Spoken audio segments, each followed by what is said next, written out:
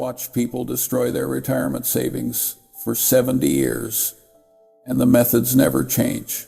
They think safety comes from avoiding risk. It doesn't. Safety comes from understanding what you own and why you own it. Let me tell you about Janice Farmer from Florida. She worked at Enron for decades, trusted the company, believed in its leadership. By late 2001, her retirement savings had grown to $700,000, mostly in Enron stock. Then the company collapsed. When the dust settled, she received $20,416.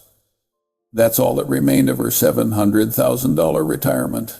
She now survives on a $63 monthly Social Security check. I cannot help but feel that I and thousands of employees like me have been lied to and we've been cheated, she testified before Congress. Janice wasn't stupid. She wasn't reckless. She simply confused comfort with security.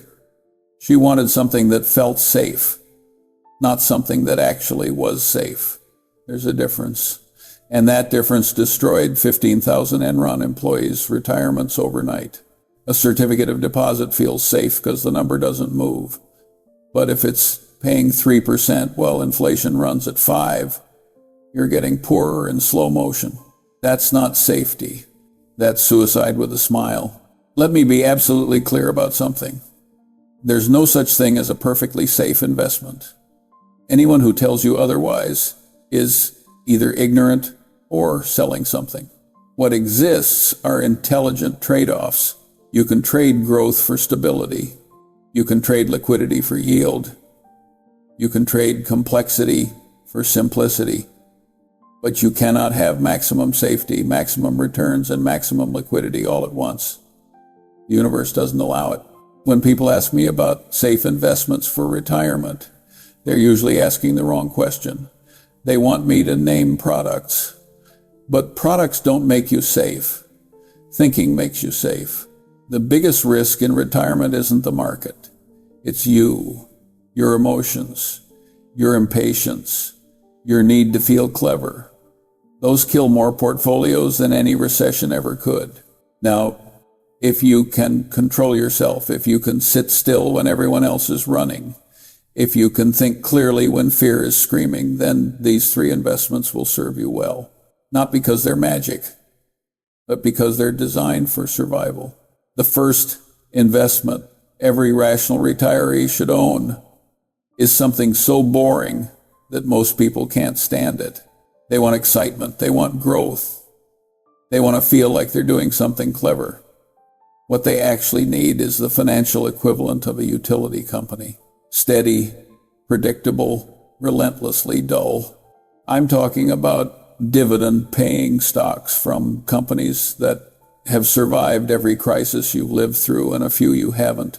Not just any dividend stocks, the ones that have increased their payout every single year for decades. They're called dividend aristocrats. And they represent something most investors don't understand anymore: discipline. These companies don't just pay dividends when times are good. They raise them when times are bad. During the 2008 financial crisis, while banks were collapsing and the world was screaming about the end of capitalism, companies like Coca-Cola and Procter and Gamble kept raising their dividends, not because they were feeling generous, because they could, because they'd built businesses that generated cash in good times and bad. Let me tell you about G.W. Potter. He retired in 1995 with a strategy that sounded almost too simple to work. He kept 18 to 24 months of spending money in cash. The rest went into dividend aristocrats, companies that had raised their payouts for decades. When 2008 hit, his portfolio dropped like everyone else's. But here's what made the difference. He didn't have to sell a single share. He lived off his cash reserves while the storm raged. He collected his dividend checks like clockwork. And when the dust settled, his portfolio had fully recovered. As long as I can live off the dividends, he said, market fluctuations don't affect me. That's the psychology most investors never grasp. They think safety means price stability. They want stocks that don't move much. That's completely backward. Real safety is income stability. I don't care if Coca-Cola's stock price falls 30% in a year. I care whether they keep sending dividend checks. And they will, because people don't stop drinking Coke during recessions. They don't stop brushing their teeth or doing laundry. Human habits are remarkably stable, even when markets aren't. That stability is worth more than any growth stock's promise of doubling your money. Look at Johnson & Johnson. They've raised their dividend every year since 1963. That's through Vietnam, stagflation, multiple recessions, the dot-com crash, the financial crisis, and the global pandemic. If you owned that stock in retirement, you'd have collected rising income through every disaster of the last 60 years without losing a single night's sleep. Compare that to chasing the latest tech stock or cryptocurrency. You might get rich. You might also blow up. In retirement, you can't afford to blow up. You don't have time to recover. That's why boring wins. Not because it's exciting, but because it's survivable. Here's something that sounds backward, but is absolutely true. The less thrilling your investments are after 50, the more likely you'll actually enjoy a thrilling retirement. I've watched countless revolutionary companies disappear, but I've never seen Colgate-Palmolive disappear. Because teeth don't become optional. That predictability is worth paying for. When you're 75 and living on your investments, you don't want to worry whether your holdings will exist in 10 years. You want businesses with moats so wide that even terrible management couldn't sink them quickly. Consumer staples provide that. Healthcare provides that. Utilities provide that. These aren't growth engines. They're survival machines. And survival is what retirees need most. If I were building a retirement portfolio from scratch, I'd start here. 40 to 50% in a diversified basket of dividend aristocrats. Not one or two. At least 10 or 15 across different industries. This isn't about getting rich. It's about staying rich. And the best way to stay rich is to own pieces of businesses that generate cash regardless of what the economy is doing.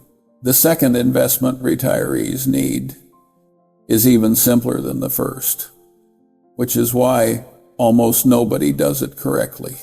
People hate simplicity in finance. They think if it's not complicated, it can't be good. That's profoundly wrong. The best ideas are usually simple. They're just hard to execute because they require patience instead of cleverness. I'm talking about index funds, specifically broad market index funds that own everything. Zero, the S&P 500, or better yet, a total market index 001 fund. Thousands of companies. No guessing required. In 1976, a man named Jack Bogle launched something Wall Street called Bogle's Folly. Zero. They said it was un-American. Zero. They mocked him relentlessly. What did he create? The first index fund available to ordinary investors, 00. A fund that simply bought every stock in the S&P 500 and held them 00.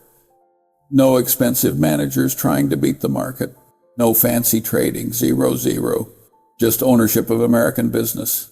The industry laughed. Here's what happened. Investors who put $10,000 in that fund in 1976. By 2019, they had approximately $790,000 without picking a single stock, without paying Wall Street's exorbitant fees, without losing sleep over earnings reports. When Bogle died in 2019, Warren said something that stuck with me. Jack did more for American investors as a whole than any individual I've known. He wasn't exaggerating. Bogle could have become a billionaire. Instead, he structured Vanguard so that investors owned the company. He gave up an enormous fortune to do something right for millions of people. I don't know any other story like it in American business history. Most retirees shouldn't pick individual stocks. That's not an insult. It's arithmetic. If you don't know what you're doing, stock picking is gambling. And even if you do know what you're doing, you're competing against professionals with better information, faster computers, and no mortgage payments distracting them. The odds aren't in your favor.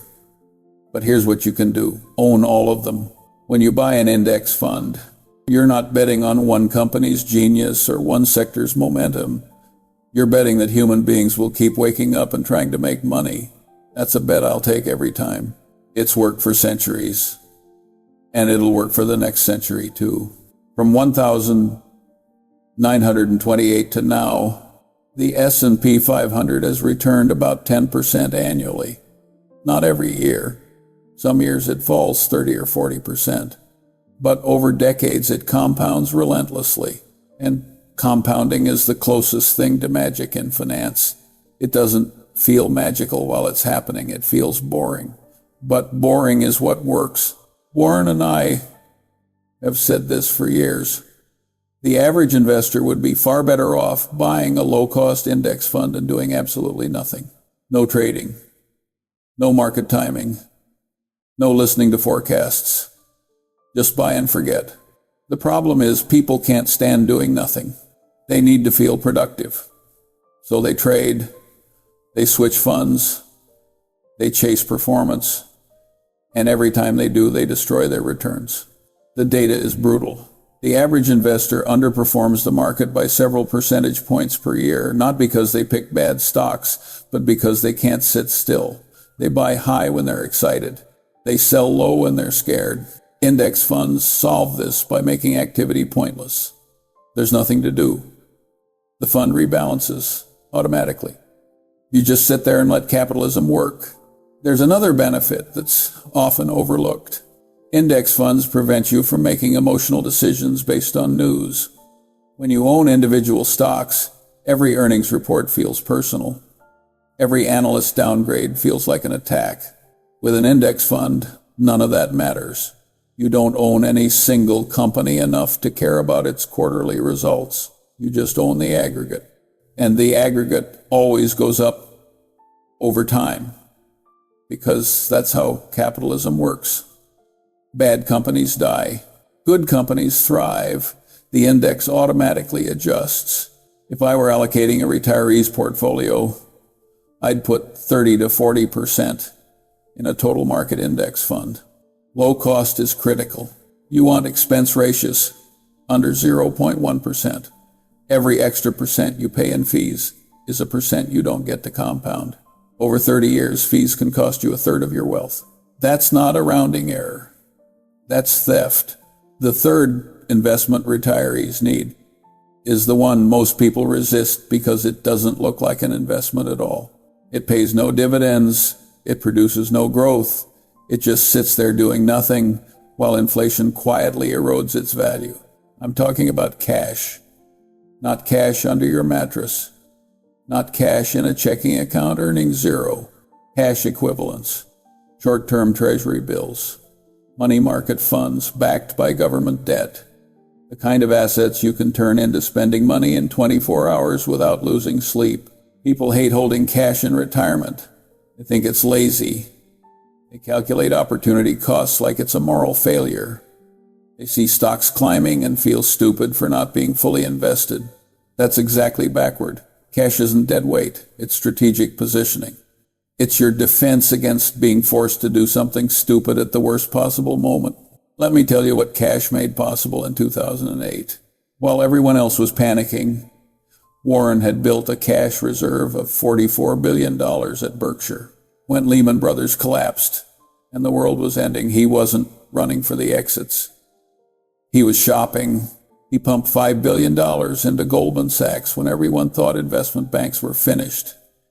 He got preferred shares paying a 10% dividend, plus warrants for another $5 billion in common stock at a steep discount. He did the same with Bank of America, GE, and Dow Chemical. Total cash committed during the crisis, $14.5 billion. How much did he make from those crisis-era deals? Over $10 billion. Not by being lucky, by being liquid when everyone else was desperate. Be fearful when others are greedy, Warren says, and greedy only when others are fearful. Cash is how you execute that strategy. Now let me tell you what happens to retirees without cash reserves. I knew a man named Steve, 72 years old, still stocking shelves at a hardware store 3 days a week. He was supposed to retire at 65. When 2008 hit, he lost half his retirement savings overnight. His portfolio was fully invested, no cash buffer, 0, and he needed money to live. So he was forced to sell stocks at the bottom, locking in permanent losses. By the time markets recovered, 0, he'd already sold the shares that would have rebounded. He's poorer forever, not because of the crash, but because he had no cash to wait it out. Here's the cruel irony. Steve's finances actually recovered years ago. His remaining portfolio bounced back. His mortgage is paid off. He has more than enough to live comfortably, yet he still eats canned soup for dinner most nights and drives a 15-year-old Camry held together with duct tape. The 2008 crash didn't just hurt his finances. It scarred his psychology permanently. Research from Columbia University shows that people who experienced major financial loss around age 60 show reduced stock market participation for up to 30 years afterward. The emotional memory of watching savings evaporate overpowers any rational understanding that markets historically recover. Let me tell you what cash really represents. It's not about the money itself. It's about time. Cash buys you time to think, time to wait, time to let markets recover without being forced to participate in their insanity. That time is more valuable than any investment return, because the biggest mistakes in investing are almost always mistakes of timing. Buying too late, selling too early, acting when you should wait, waiting when you should act. Cash eliminates most timing mistakes by removing the pressure. You're never forced to act. You can always afford to wait one more day, one more month, one more year. That patience is what separates successful retirees from broke ones. The correct amount of cash depends on your spending. If you spend $50,000 a year, hold $100,000 to $150,000 in cash equivalents. That's 2 to 3 years of expenses. It sounds like a lot. It is. That's the point. You want enough runway that even if stocks fall 50% and stay there for 2 years, you're fine. You're not stressed. You're not making decisions based on fear. You're spending treasury bills while your stocks quietly recover. Now let me talk about my own mistakes, because they're more useful to you than my successes. Earlier I mentioned a decision that cost me half my eventual wealth. Let me explain. Decades ago, I bought into a company without truly understanding its long-term durability. On paper, it looked cheap. The numbers were clean. Management seemed competent, but I didn't think deeply enough about whether the business model would last. The result? I made a quick profit and sold too soon. If I'd had the discipline and insight to hold that position, it could have doubled my eventual net worth. That's not hyperbole. That's compound interest doing what it does when you let great businesses run. Compounding doesn't forgive early exits. It punishes them permanently. The mistake wasn't the original investment. The mistake was me. I lacked the discipline to stick with a truly great business. I settled for being right in the short term instead of being rich in the long term. Most investors make the same error. They sell winners too soon and cling to losers too long. It's completely backward. You should do the opposite. But human nature pulls you the wrong way with magnetic force. Owning the right assets is only half the battle. The other half is not destroying them through stupidity.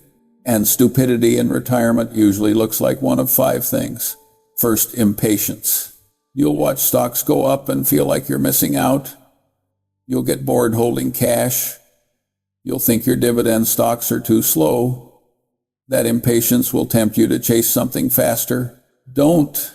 The fastest way to lose money is trying to make it quickly. Second, envy. Your neighbor will brag about crypto gains or tech stocks doubling. You'll feel stupid holding boring companies. That's when discipline gets tested. Remember, you can't see their losses. You only see their wins. And wins during bubbles always look bigger than they actually are. Third, FER. Markets will crash. They always do. You'll read headlines about economic collapse.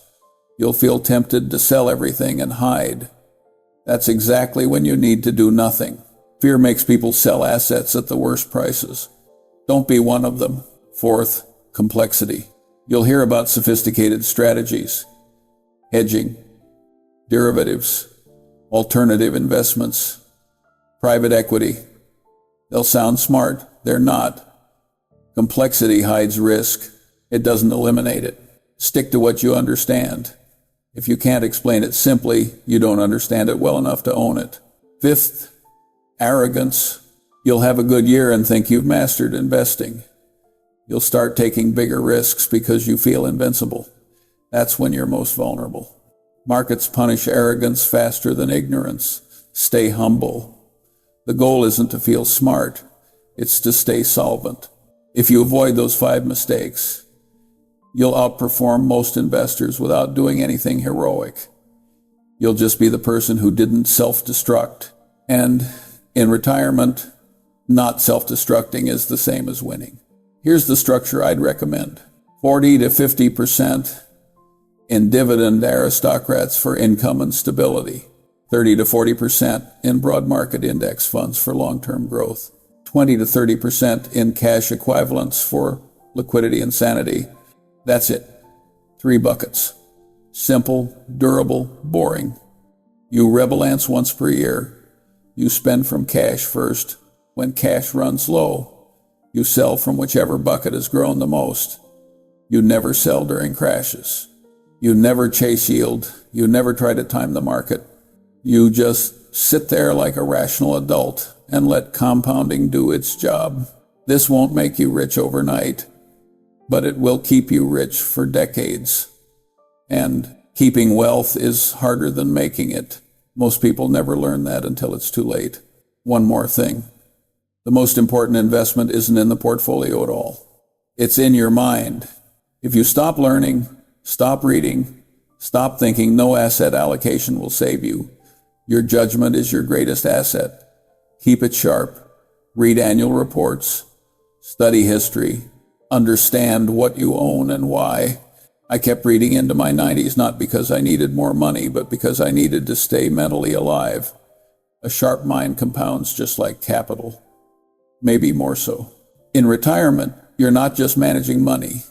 You're managing yourself, your emotions, your discipline, your ability to think clearly when everyone else is panicking.